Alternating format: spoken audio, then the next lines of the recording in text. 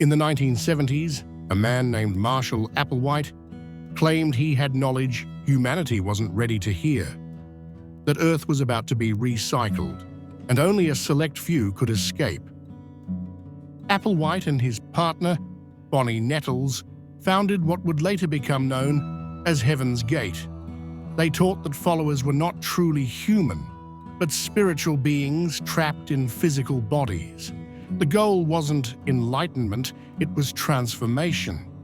Members were told they must abandon their families, possessions, identities, and even their sexuality. They lived communally, followed strict rules, and referred to themselves as the away team, believing they were preparing to leave Earth permanently.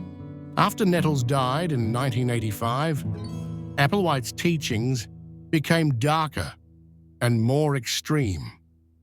He began preaching that death was not an end, but a doorway, a way to shed the human body and ascend to a higher level of existence. In 1997, when the Hale-Bopp comet passed near Earth, Applewhite claimed a spacecraft was traveling behind it, waiting to take the faithful to the next level. This moment, he said, was their only chance to escape the planet. Over several days in March 1997, 39 members of Heaven's Gate took their own lives in a mansion in California. They wore identical clothing and left farewell messages, calmly explaining they believed they were evolving beyond humanity.